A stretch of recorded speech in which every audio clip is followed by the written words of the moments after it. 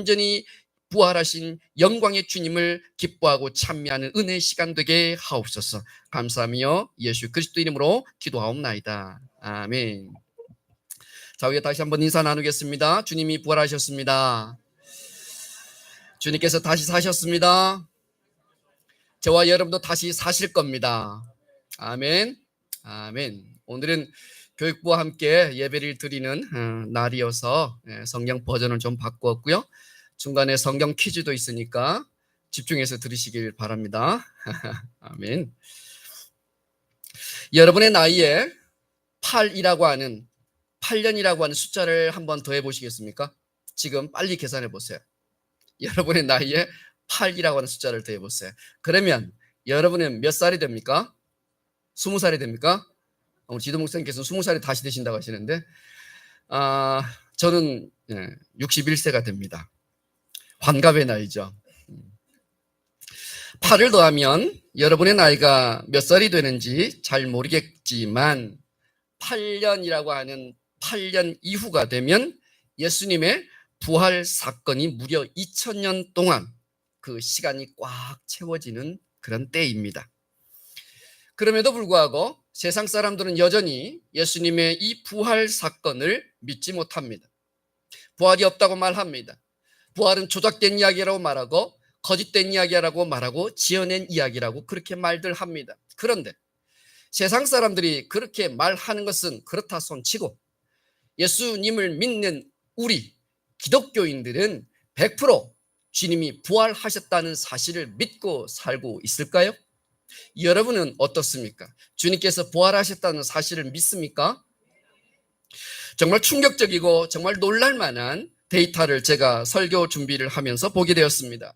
미국의 최근 데이터인데 2022년 신학현황 State of Theology라고 하는 이 논술지가 있는데 여기에서 미국인들을 조사를 했더니 66%만이 부활이 확실합니다. 부활을 믿는다고 하는 미국 국민이 66%만 100명 중에 66명만 믿는다고 대답했습니다. 그런데 독일의 경우를 보니까 2019년에 크게 이렇게 슈피겔이라고 하는 잡지에 대해서 특필을 한 그런 내용이 있었는데 그 독일인들은 예수님이 부활하셨다는 사실을 믿습니까? 라고 하는 질문에 30명만 부활을 믿는다고 대답했습니다. 100명 중 30명. 그래서 30%밖에 되지 않죠? 미국의 절반으로 뚝 떨어집니다. 우리나라에 데이터가 있을까? 라고 제가 조사를 해보았는데 불행하게도 없어요. 최근까지의 데이터는 없고 20년 전 거슬러 올라가서 1993년 카톨릭 신앙생활연구소에서 조사한 게 의하면 100명 중에 우리 대한민국 사람들은 58%, 특별히 기독교인들 중에 58%만, 즉 100명 중 58명만 예수님의 부활을 믿는다는 것이에요. 100명 중에 42명은 예수님의 부활을 믿지 않는다는 거예요. 누가요? 세상 사람이 아니라 그리스도인들이요. 예수 믿는 사람들도 예수님이 부활했다는 사실을 100% 믿지 않는다는 것입니다. 이건 너무나 놀라운 충격 아닙니까? 경기사랑교회 저와 여러분은 예수님이 역사적인 인물이셨고 우리를 십자가에 못 박혀 죽으셨을 뿐만 아니라 3일 만에 다시 부활하셨다는 이 역사적 사실을 분명히 믿게 되시길 주의 이름으로 축복합니다. 현대사회를 지배하는 자연과학이나 그 합리적인 이성에 의해서도 예수님의 이 부활하셨다고 하는 역사적 사실은 너무나도 분명합니다. 왜냐하면 수많은 역사적인 기록들이 있고 증거들이 있고 그리고 증언들이 있기 때문입니다. 우리는 몇 가지 사실이 있다 없다라고 하는 말을 할 때 보통 그것이 과학적이냐 그것이 객관적인 사실이냐 이런 것들을 들어 이야기를 하죠. 여기에 A4 용지가 있습니다. 이 A4 용지는 누구나 볼 수 있고 누구나 그 치수와 그 중량을 잴 수 있습니다. 가로 21cm, 세로 29.7cm, 중량 80g. 이건 누구나 관찰할 수 있어요. 제가 그렇게 해도 조사해도 똑같고 명인이가 조사해도 똑같을 거예요. 한남 권사님들이 조사해도 똑같아요. 반복적으로 관찰 가능합니다. 그리고 계량화할 수 있고 수치화할 수 있어요. 이거를 우리는 객관적인 사실이다 이렇게 말합니다. 그런데 사실이라고 하는 것이 객관적인 사실뿐만 아니라 주관적 사실 또는 역사적 사실이라는 것도 있거든요. 그런데 역사적인 사실을 우리가 증명할 때는 이와 같이 계량화하거나 수치화하는 데 한계가 있습니다. 또 하나, 반복할 수가 없습니다. 여러분, 이순신 장군이 사셨습니까? 이순신 장군이 있었습니까? 신에게는 아직도 12척의 배가 있습니다 라고 말했던 이 이순신 장군의 명량해전, 이것이 역사적 사실이 맞습니까? 맞습니까? 왜 맞나요? 여러분은 그 역사적 현장 가운데서 관찰하고 보았나요? 우리 아군이 12척이고 외선이 330척이라는 사실을 여러분 눈으로 보고 확인하시고 그것을 숫자를 세어 보았나요? 그런데 명량해전이라고 하는 것이 1597년에 일어났다고 하는 사실을 우리는 믿어요. 왜요?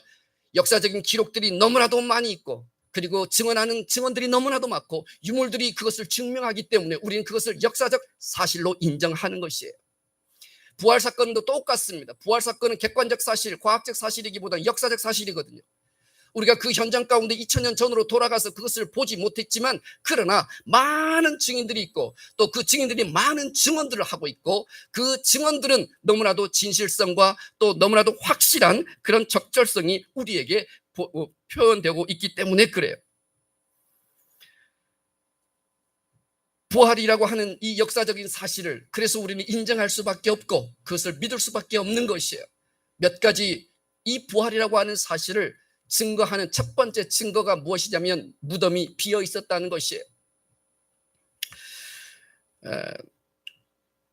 공자, 맹자, 그리고 석가모니, 마호메트, 4대 성인이라고 일컬어지는 그 성인들의 무덤은 분명히 존재하고 있고 그 무덤이 비었다고 하는 역사적 사실과 증언은 세상에도 없습니다. 그러나 우리 주님은 그분이 계셨던 그 무덤이 비어 있었다고 하는 사실을 성경 곳곳에서 역사적인 사실을 통해서 우리에게 증언해주고 있습니다. 그것이 부활을 증거하는 첫 번째 증거입니다. 두 번째는 무엇입니까? 가장 확실한 증거 중에 하나는요, 제자들이 완전히 180도로 변했다는 것이에요. 주님께서 십자가에서 죽으시고 무덤에 안치되었을 때 제자들은 실망 가운데 있었어요. 아, 이제는 끝이구나. 이제 우리도 언제 죽을지 모르겠고, 그래서 좌절 가운데 있었고 슬픔과 고통 가운데 있었고 그들은 문을 걸어 잠그고 있었어요. 그런데 부활하신 주님을 그들이 몇 번을 보고 나서야 그들은 완전히 새로운 사람이 되어버립니다. 세상에서 가장 배짱이 두둑한 사람들이 되어버렸죠. 죽음을 더 이상 그들은 두려워하지 않았습니다. 매 맞는 것도 두려워하지 않았습니다. 당연히 여겼습니다. 감옥에 갇히는 것도, 그들은 순교한 것도 오히려 그것을 영광으로 기쁨으로 삼았다고 성경은 기록하고 있습니다. 불확실하고 조작되어 있고 날조된 이야기고 거짓된 이야기를 위해서 자기 자신의 목숨을, 그리고 우리 가족들의 그 안전을 볼모로 잡고 그리고 그 일에 목숨 걸 바보는 아무도 없거든요. 도대체 한 명도 아니고 두 명도 아니고 12명이나 되는, 그리고 500명 가운데 주님께서 부활하시고 나타나셨을 때 그 제자들이 목숨을 걸고 주님께서 부활하셨습니다라고 외칠 수 있을 만한 근거, 그 확실한 사실이 아니고서는 그들이 목숨 걸 이유가 전혀 없었던 것이죠. 그런데 성경 곳곳에 역사적 사실 가운데 그들은 완전히 변화된 모습을 우리에게 보여줍니다. 세 번째 증거는 무엇입니까? 사복음서에는 보면 부활 사건의 순서와 내용과 이것이 조금씩 차이가 있거든요. 지어낸 이야기라고 한다면 시간의 순서에 맞게 서로 사건을 잘 배치하고 내용을 일목요연하게 편집했을 거예요. 그런데 성경은 그러하지 않았어요. 마치 생방송을 보도하는 것처럼 목격자들의 그 생생한 진술과 증언들을 그대로 기록해 두고 있어요. 그러다 보니 약간의 시간 순서와 숫자가 차이가 있을 수 있는 것이죠. 그것이 생방송의 묘미 아닙니까? 생방송에서 실수한 아나운서들 보도의 그 멘트들을 메모해 놓긴 했지만 갑자기 어떤 이유 때문에 그 멘트를 놓친 채 그 현장에 있는 생생한 그 현장을 보도하는 경우들을 종종 우리가 보죠. 실수인 것 같지만 그러나 그것이 진짜 리얼한 사실입니다. 성경은 그렇게 예수님의 부활의 사건을 증거하고 있어요. 마태복음, 마가복음, 누가복음, 요한복음이라고 하는 이 사복음서에 동일하게 예수님의 이 부활 사건을 일관성 있게, 그리고 또 진정성 있게 이 부활 사건을 기록해 두었다는 것입니다. 네 번째, 부활을 목격한 사람이 누구냐니까 남자가 아니라 누구? 네, 여자였다는 것이. 여성이었다는 것이. 당시 여성의 위상은 어린 아이와 함께 인구조사에도 포함되지 않았습니다. 그리고 여성들이 법정에 가서 증언을 할 때 그 증언은 무시했어요. 받아들여지지 않았어요. 그것이 여성들의 증언이었어요. 그런데 부활 사건의 증언의 첫 번째 목격자를 누구를 이야기하느냐? 바로 그 여성이 목격했다라고 이야기하고, 그 여성이 온 고을에 다니시면서 예수님이 부활하셨다고 그렇게 증거했다는 사실이에요. 만일 인위적으로 조작하고 또 지어낸 이야기여야 했다면 굳이 여성을 앞세우기보다는 유대 남성을 그렇게 기록해 두었을 것이에요. 마지막이에요. 이 소문의 근거지가 어디예요? 예루살렘입니다. 예루살렘이 어디예요? 예수님의 고향이 아니라 예수님께서 십자가에 못 박혀 죽으신 바로 그 도시 한복판이에요. 멀리 타국에서가 아니라 이 소문의 근원지는 바로 예루살렘, 주님께서 죽으신 바로 그 한 중심이었다는 것이에요. 지금 시국이 어느 시국이에요? 이제 탄핵 정권 끝났으니까. 지금 시국은 예수님을 믿는 사람들을 발견하는 족적 과목에다 투옥하고, 또 그래서 그들을 고문하고, 또 그들을 언제 또 사형에 처할지 모르는 그런 위험천만한 상황 가운데 있었거든요. 그러니까 제자들이 대로 가운데, 도시 가운데 나오지 못하고 문을 걸어 잠그고 있었던 것이에요. 그런데 이 소문이 어디에서부터 시작되었다고요? 바로 예루살렘이었어요. 주님이 돌아가시고 죽으시고 그 십자가 처형을 받으신 바로 그 예루살렘 한 복판, 죽음의 한 복판, 바로 그곳에서 이 부활의 소식이 전파되었다는 것이에요. 자신의 목숨을 내어놓지 않고서는 결코 이 부활 소식을 전할 수 없었을 것이에요. 그럼에도 불구하고 이 여인들은, 그리고 제자들은 그들의 목숨을 내어 걸고 아깝지 않게 여길 만한 이 부활 사건이 너무나도 확실하기 때문에, 본인의 모든 삶을 송두리째 다 바꾸어 놓았기 때문에 거기에 목숨을 걸 수 있었던 것이지요. 이와 같은 증언들과 기록들은 성경에 아주 가득 찼어요. 전 세계에 가장 많은 언어로 번역된 유일한 책이 바로 성경이라는 사실을 아십니까? 성경책은 신구약을 번역된 언어들이 3,658개의 언어로 번역되었습니다. 이것은 전 세계에 지금도 존재하고 있는 7,000개라고 하는 언어 가운데 과반수를 차지하는 성경 한 권이 그렇게 수천 개의 언어로 번역되어 읽혀지고 있다는 사실, 그 성경이 예수께서 부활하셨다고 증거하고 있다는 것입니다. 저와 여러분은 이 부활 사건을 가장 확실하게 믿게 되는 은혜가 있길 주의 이름으로 축복합니다. 두 가지만 짧게 말씀드리고 마치려고 해요. 부활이라고 하는 것, 이토록 중요한 이 부활이 도대체 우리 인생 가운데 어떤 의미가 있을까? 부활이라고 하는 사실은 바로 영원한 우리의 원수, 죽음을 이기고 승리한 사건이라는 겁니다. 사도 바울은 예수님의 부활 사건을 죽음을 정복한 승리라고 이렇게 이야기했습니다. 이 세상에서도 많은 승리가 있죠. 어떤 승리가 있을까요? 곧 6.3 대선이 갑자기 또 치러지게 되었는데, 대선에서의 그 승리, 또 경기장에서 경기에서의 승리, 생존 경쟁에서 승리, 싸움에서 승리, 전쟁에서의 승리, 그 승리들이 세상엔 참 많습니다. 그런데 세상의 승리는 영원하지 않습니다. 오늘의 승자가 내일의 패자가 될 수 있는 것이 세상에 누릴 수 있는 승리입니다. 그런데 영원한 승리가 있습니다. 완벽한 승리가 있습니다. 최고의 승리가 있습니다. 그것이 무엇일까요? 그것은 죽음을 이기는 승리인 줄 믿으시기 바랍니다. 부활은 죽음을 이긴 사건입니다. 부활은 죽음을 짓밟고 승리한 사건이요, 부활은 죽음이 패배한 사건입니다. 죽음은 인류가 어떤 것으로도 해결할 수 없고, 그리고 이길 수 없는 마지막 원수였고 우리의 유일한 숙적이었습니다. 달나라도 날아가는 세상입니다. 우수한 유전자도 복제할 수 있는 기술이 있습니다. AI도 만들어냈습니다. 하늘을 나는 자동차도 있다는 사실을 아십니까? 아직 안 타보셨죠, 권사님들? 네. 이게 시판이 되면 태워드릴게요. 그런데 말이죠. 이렇게 기술이 발달했음에도 불구하고 과학 문명이 이렇게 발달하고 의술이 이렇게 발달해서 90세, 100세 사는 것은 보통이 되어진 시대가 되었음에도 불구하고 죽음의 문제를 정복하지 못했습니다. 단지 생명을 연장시켜 줄 뿐입니다. 돈이 있는 자도, 권세가 있는 자도, 과학자도, 심지어 병을 고치는 의사도 이 죽음을 피할 수 없습니다. 그래서 사람들은 한결같이 이 죽음을 두려워하고 무서워하고 슬퍼합니다. 왜 죽음이 우리에게 왔습니까? 바로 죄 때문입니다.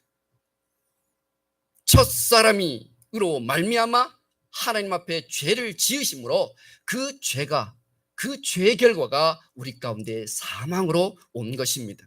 그것이 고린도전서 15장 21절 말씀이죠. 한번 읽어볼까요? 시작. 사망이 한 사람으로 말미암았으니. 이 사망은 한 사람으로 말미암았다라고 기록하고 있습니다. 그래서 이 사망의 이 죄의 결과가 얼마나 비참했는지 모든 사람이 이 죽음을 비켜갈 수 없게 되었다. 히브리서 9장 27절에 이야기합니다. 한번 읽어보실까요? 시작. 한 번 죽는 것은 사람에게 정해진 것이요 그 외에는 심판이 있으리라. 그래서 이 죄의 결과로 모든 인간은 죽음을 맛볼 수밖에 없게 되었고 죽음을 피할 수가 없게 되었습니다. 돈 있는 재력가도 이 죽음을 피할 수 없습니다. 다시 생명을 살 수가 없어요. 의사조차도 이 죽음 앞에 두려워 떨고 있습니다. 그런데 우리 주님께서 십자가에서 인류의 죄를 다 제거하셨습니다. 할렐루야. 그 주님께서 스스로 당신이 희생 제물이 되어 주셔서 물과 피를 다 쏟으시고 우리가 지은 그 죄값을 십자가에서 다 치루어 주셨습니다. 죄값이 지불되었기 때문에 더 이상 우리는 채무 관계가 없습니다. 죄의 사슬로부터 우리는 자유하게 되었고 죄의 그 죽음의 권세가 깨뜨려진 것입니다. 이것이 바로 부활 사건이지요. 뿐만 아니에요. 죄의 문제를 주님께서 해결해 주셨을 뿐만 아니라 예수님께서 3일 만에 다시 죽음의 힘과 권세를 깨뜨리시고 와장창 깨뜨리시고 부활하셨습니다. 예수님이 죽음을 물리치신 것이지요. 예수님이 그 죽음을 탄핵시키신 거예요. 예수님께서 승리하신 것입니다. 더 놀라운 사실은 죽음을 깨뜨리시고 이긴 그 승리가 여러분의 것이라는 사실을 아십니까? 성경 말씀은 분명히 우리에게 말씀하고 있어요. 한번 읽어보실까요? 고린도전서 15장 50절 시작. 우리를 예수 그리스도로 말미암아 우리에게 승리를 주시는 하나님께 감사하노니. 우리가 좀 전에 고린도전서 본문을 읽었지만 우리 하나님께서 우리에게 그 부활의 승리를 우리 가운데 주셨다고 말씀하고 있습니다. 예수님의 그 부활의 승리는 예수님을 믿는 우리의 승리가 되었음을 믿으시기 바랍니다. 죽음을 이기신 그 죽음의 승리가 곧 우리의 승리가 되었음을 믿으시기 바랍니다. 죽음을 이긴 부활의 생명이 내 안에 있습니다. 내 안에 역사합니다. 그래서 우리가 마지막으로 생각해 볼 것은 부활의 능력으로 살아야 된다는 것입니다. 부활의 생명으로 살아가야 한다는 것이에요. 우리 안에 부활의 생명과 능력이 허락되었기 때문에 그렇습니다. 부활 생명, 이것은 내가 죽은 이후에 누리는 게 아닙니다. 부활 생명, 이것은 주님께서 재림하실 때 누리는 게 결코 아니라는 거예요. 이미 그 죽음을 이긴 그 부활의 생명이 내 안에 있기 때문에 이 땅에서 우리는 지금 부활 신앙으로 살아가야 하는 줄 믿습니다. 어떻게 해? 그 부활 신앙으로, 부활 생명으로 내가 살아갈 수 있을까요? 어떻게 하면 주변 사람들이 저 사람은 부활 생명, 부활 신앙으로 살아가는 사람이야. 저 사람은 죽음도 두려워하지 않아. 그렇게 우리는 그들에게 증거하며 살 수 있을까요? 죽음을 두려워하지 않고 사는 삶입니다. 죽음을 두려워하지 않고 사는 삶. 이 세상에 세 가지 거짓말이 있다고 하죠. 첫 번째, 장사꾼이 밑주고 판다. 그런 말이 있죠. 두 번째, 정말 죄송해요. 용서하시고 들으세요. 이건 일반적인 지금 이야기니까 지금 말씀드리는 거. 두 번째, 노처녀가 시집 안 간다. 세 번째, 노인이 빨리 죽어야지. 이거는 사실입니까? 거짓말입니까? 거짓말입니까? 사실입니까? 장사꾼이 미치고 판다라고 하는 말은 그것은 상술에 속하는 것이고, 노처녀가 시집을 안 가겠다라고 하는 말은 시집 가고 싶다라고 하는 말을 우회해서 표현하는 말일 것이고, 노인들께서 내가 빨리 죽어야지라고 하는 말은 내가 좀 더 살아야지. 생각해 보세요. 삼시세끼 밥 다 챙겨 드시면서, 건강하다는 건강식품 다 드시면서, 그리고 때에 따라서는 또 운동도 열심히 하시면서 곧 죽어야지, 빨리 죽어야지라고 말씀하시는 어르신들을 보면 거짓말쟁이. 저희 어머니도 그러시더군요. 내가 빨리 죽어야지. 그런데 속 이야기를 가만히 들어보면 결코 그렇고 싶어하지 않으세요. 더 건강해서 하루라도 한 해라도 더 살고 싶어 하시는 마음을 갖고 계시더군요. 손주들은 언제 결혼하니?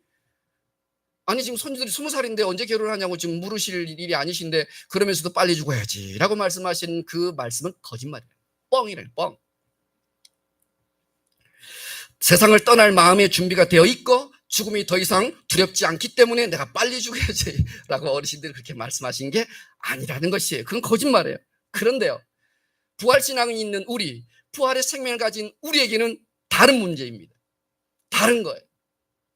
우리는 결코 죽지 않고 썩지 않을 몸을 입게 되는 줄 믿으시기 바랍니다. 천사들도 흠모할 만한 영광스러운 몸으로 다시 살아납니다. 질병과 고통과 슬픔도 없는 강한 몸으로 우리는 다시 살아납니다. 우리는 시간과 공간의 제한을 받지 않고 신령한 몸을 다시 입게 되는 것입니다. 이것이 죽음을 이기시고 부활하신 예수님의 승리요, 그 승리가 저와 여러분의 것임을 주님의 이름으로 축복합니다. 그러므로 죽음 앞에 당당히 살아가세요. 죽음의 두려움을 초월하며 살아가세요. 장차 맞게 될 부활의 소망 때문에 죽음을 감사와 기쁨으로 맞이하실 수 있는 여러분이 되시길 바랍니다. 그래서 말이죠, 혹 제가 있는 동안에 우리 경기사랑교회 문상 갈 일이 있다면 부디 애통해하고 통곡하고 슬퍼하는 장례식장이 아니라 부활의 소망 때문에 기뻐하고 감사가 넘치는 축제와 같은 생명의 잔치가 일어나는 장례식이 될 수 있기를 주의 이름 축복합니다. 지금부터 그 믿음을 준비하세요. 지금부터 그 부활의 소망으로 가득 채워 놓으세요. 영광스러운 그 새로운 몸, 영적인 몸, 신령한 몸, 강한 몸을 입게 될 것을 사모한다면 죽음이야말로 우리의 밥입니다. 왜요? 죽음으로 끝나는 것이 아니라 영적인 삶의 시작이 되기 때문에 그런 거예요. 신령한 몸을 입게 될 그 부활의 영광이 우리 가운데 입혀지기 때문에 그런 것이에요. 그러므로 저와 여러분은 부활의 소망으로 가득 차며 부활의 생명으로 이 땅에서 승리하며 살아갈 수 있게 되기를 축복합니다. 돈도 권력도 과학도 의학도 죽음을 이기지 못했지만 우리 주님께서 죽음을 이기셨고 그 승리를 저와 여러분에게 주셨습니다. 할렐루야. 천국에서 부활 생명으로 함께 다시 만나게 될 걸 예수님의 이름으로 축복합니다. 함께 잠시 기도합니다. 하나님 감사합니다. 온 인류가 똑똑해도 권세 있고 돈이 있어도 죽음의 문제를 해결하지 못했는데 우리 주님께서 십자가에서 우리의 모든 죄값을 다 치르시고 그래서 우리로부터 죄의 죽음으로부터 자유케 하시고 승리하게 하신 부활을 기쁨을 허락하시니 감사합니다. 이제 죽음 앞에서 두려워하지 않고 담대하게 그 죽음을 맞이할 뿐만 아니라 오직 승리자의 삶으로 이 땅 가운데 부활을 증거하고 부활 생명으로 살아가는 경기사랑교회 모든 권속들 되게 하여 주옵소서. 감사하며 예수 그리스도 이름으로 기도하옵나이다. 아멘. 이 시간 우리 친구들 정말 죄송해요. 제가 퀴즈를 준비해 놨는데 슬라이드 2개만 빨리 앞으로 넘겨주시겠어요? 빨리 이거 하고 세례식 할게요. 여기 있습니다. 자, 우리 어른들은 조용하세요. 예수님은 며칠 만에 부활하셨어요? 3일 만에. 할렐루야. 네, 이거 모르는 어른들도 가끔 있더라고요. 그러나 우리 경기사랑교회 출석하신 모든 분들은 다 아시리라 믿습니다. 이거 연습 문제였어요. 자, 이번 문제가 중요한 문제인데 이번 문제 맞추면 여기 앞에 있는 계란 한 바구니를 가져갈 수 있는 선택권을 드리겠습니다. 이거 가져가서 혼자 먹으면 절대 안 됩니다. 배탈 납니다. 주변에 많은 친구들에게 나눠주셔야 돼요. 부활난 많이 나눠서 예수님께서 다시 사셨어요. 부활하셨어요. 그렇게 부활 증인으로 사시기를 바라고요. 아무거나 여러분 마음 드는 거 하나 가져가면 됩니다. 문제가 쉽지가 않아서 제가 이렇게 큰 것을 거는 거예요. 자, 두 번째 문제. 죽음이 한 사람을 통해서 온 것처럼 죽은 사람의 부활도 한 사람을 통해서 왔습니다. 라고 하는 21절 말씀인데 오늘 본문 읽었어요. 그런데 앞에 있는 한 사람과 뒤에 있는 한 사람이 달라요. 어른들 조용하시고. 자, 우리 친구들 엄마 아빠 눈치 보지 말고. 자, 립싱크 하지 마세요. 엄마 아빠들. 자, 앞에 있는 한 사람, 뒤에 있는 한 사람이 누군지 각각 이 한 사람을 각각 맞추면 바구니 하나 드릴게요. 아는 친구 앞에 있는 한 사람은 누구 때문에 사망이 왔어요? 세례 교육을 4주 동안 받았다는데 우리 조대 목사님께서 4주 동안이나 세례자 교육을 하셨대요. 정말 힘든 관문을 잘 통과했는데 우리 주인공도 잘 모르겠어요? 자, 그러면 목사님 힌트 줄게요. 저 뒤에 한 사람은요, 부활도 한 사람이라고 했잖아요. 누가 부활하셨죠? 자, 그러죠? 자, 그런데 저 앞에 한 사람은 에덴 동산에서 있었던 할아버지인데. 힌트 다 줬어요? 우준이? 윤은 누구니? 소유야. 소유가 지금 손을 들었어요. 지금 맞추면 이건 대박입니다. 저기 소유는 우리 교회 가끔 방문하는 친구인데 매주 오는 친구보다 이걸 맞추면 정말 대박인 거죠. 하나, 둘, 셋. 아담. 할렐루야. 우리 첫사람 아담으로 인하여 죄가 와서 사망이 우리 가운데 들어왔고 마지막 아담으로 오신 예수 그리스도께서 우리에게 부활을 주셨죠. 그래서 이 한 사람은 각각 아담과 예수님이었습니다. 할렐루야. 네, 초대받은 우리 친구가 받게 돼서 목사님은 너무 기뻐요. 할렐루야. 감사합니다. 자, 이 시간 우리가 함께